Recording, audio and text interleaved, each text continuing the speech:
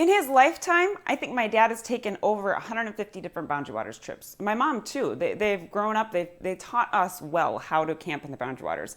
In my life, I've taken over 70 trips. I've taken all kinds of trips, and I've led groups, I've led youth groups. Gordon and I even let a teach your young family how to camp in the Boundary Waters trip.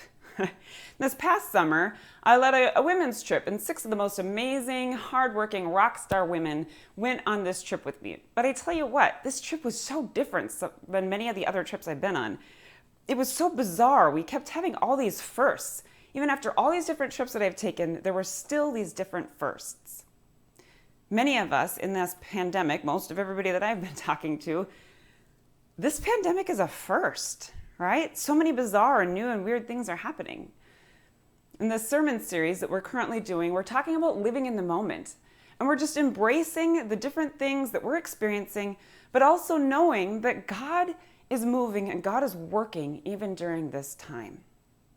Today we're going to be looking at, give us, Lord, our daily bread.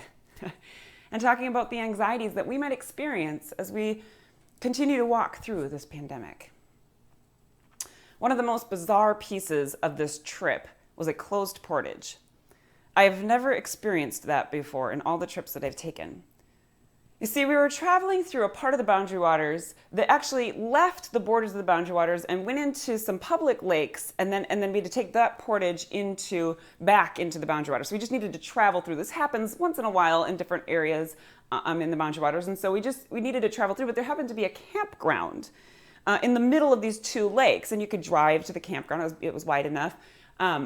So I was looking for the portage, and I knew that according to the map, it was just northeast of where this campground was.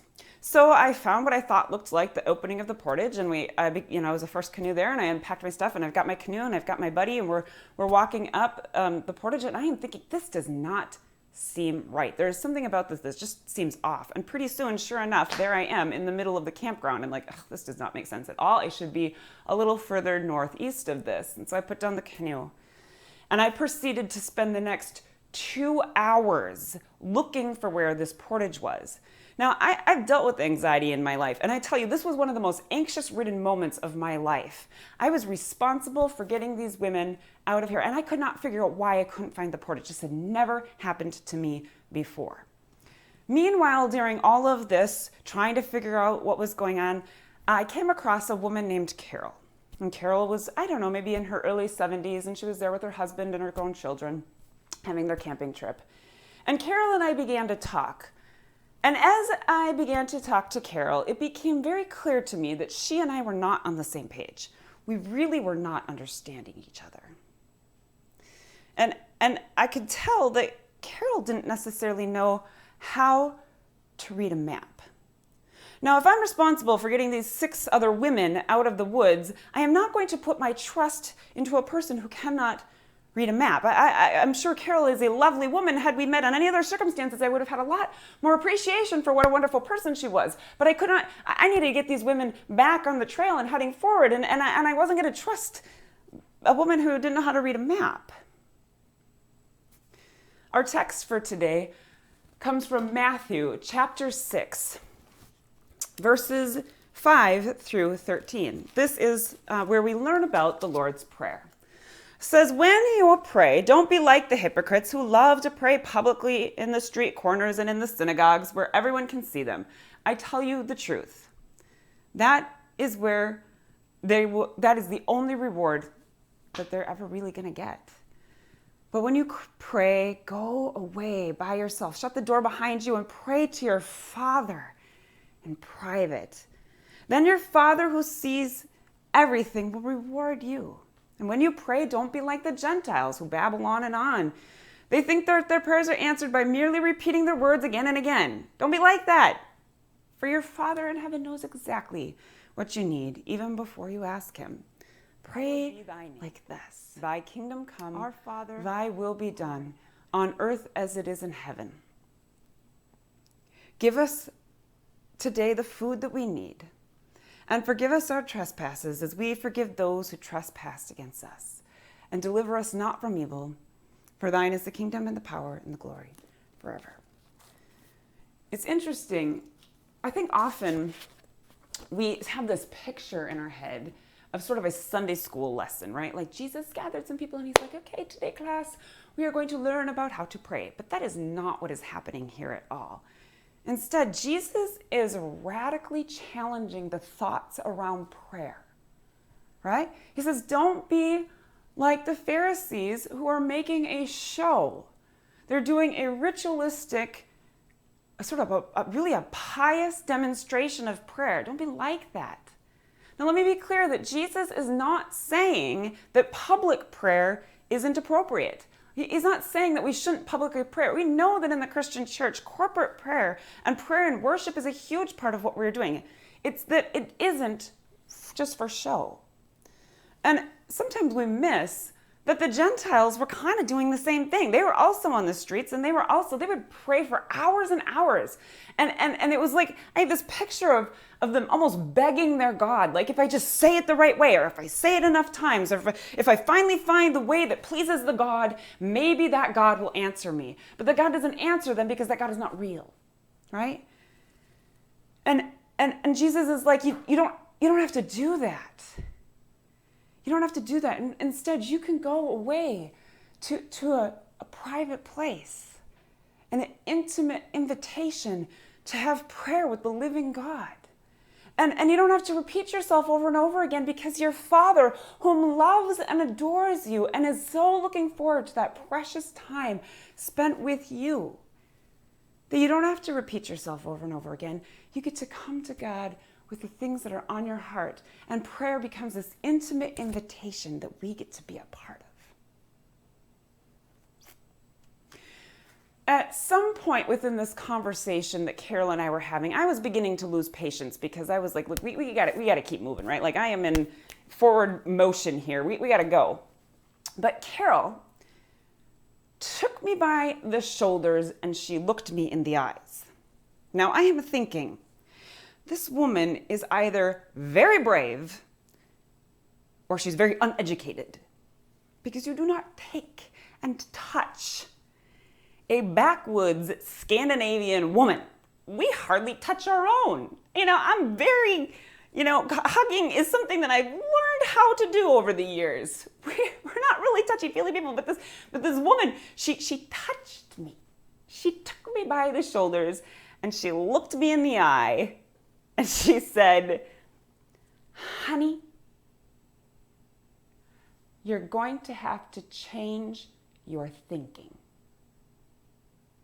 Honey, you're going to have to change your thinking. Now, I don't know if you've had moments like this, but all time and space and reality seemed to disappear, and it was just Carol and I for a moment. And I heard those words, you're going to have to change your thinking. You see, Jesus is inviting us to a place where we can change our thinking. He was radically changing the thinking around prayer for the Jewish people. Hallowed be thy name, that actually wouldn't have been very different from some of the regular flow of how the Jews would have prayed. But this idea of we come before a holy God and we recognize the sovereignty and the holiness of God. Hallowed be thy name. Thy kingdom come, thy will be done on earth as it is in heaven. This is such a beautiful invitation for us to intercede on behalf of those around us. He says, the work that God is doing, we get to invite into the world. Thy will be done on earth as it's happening in heaven. We come before God. God reveals to us the ways that he's working, and we get to invite others into that. And Jesus says, look, I'm bringing the kingdom. My presence brings the kingdom, and now we get to invite the kingdom into the world around us, the healing presence of the living God to the people around us. Give us, Lord, our daily bread. Pastor Gordon did a beautiful Devo on this. If you haven't seen it, I invite you to go back and watch it. But how sometimes we want to, and often before the pandemic, we look ahead. We're always planning ahead. We're always living ahead. And it's for me, and maybe for some of you, it's really forced me to live here and now. Like, I cannot live beyond this day. As part of this is that God offers enough. Our physical needs, he's going to take care of our physical needs. But we don't have to worry. We don't have to get ahead of our thinking, that we don't have to worry about what's coming. We get to be present in what God is doing here and now. Scriptures, there's all kinds of scriptures that speak to. It's not that we don't plan or prepare. It's we don't have to worry. Forgive us as we forgive those. This invitation to live in a lifestyle of forgiving those around us and being forgiven by God for the things that we mess up in, and deliver us from the evil one. Knowing that our God is big enough that the temptations that we face, we don't have to go through them alone. We don't have to succumb to them, but God will deliver us from them. This prayer is an invitation for the intimacy. We see how to intercede on behalf of others. We see how God provides and is enough for each moment. And we see how God is at work in the kingdom through the power of the Lord's Prayer, the direction of how we can pray. It's an invitation for us to change our thinking. For some of us, it's a deeper intimacy, a deeper level of living in the presence of God. For some of us, it can be an invitation to live a life that's not full of anxiety. I have lived with anxiety since I was a little girl, and I've dealt with it enough to know that it doesn't go away without changing your thinking. And the work of Christ in our lives can do that. And this moment we can take as an opportunity to not be held by the anxieties, but be delivered, looking to God moment by moment, day by day, and other ways that we can change our thinking to be free from anxiety. For some of us, this change in thinking is a new direction in life. It's looking and going, you know what, the things that I've tried before, the things that I thought would fill me up, the worldly things that I thought would find satisfaction aren't working. And it's an invitation for your life to be changed by the presence of the living God through Jesus Christ. You see, while I was talking to Carol, it became clear to me that she was right and she was wrong. And I was right and I was wrong. You see, Carol had a land map. She had been camping in this area for a long time. She didn't look at a paper map. She never looked at that. She didn't know what I was talking about when I was referencing these different points in the map. But she had a land map in her head. She knew the places and she knew how to get me there if I would follow her land map directions. I think often we are living with a paper map, right? We're living in a perspective that only we have, and we can only see the world through the things that we have and the tools that we're given.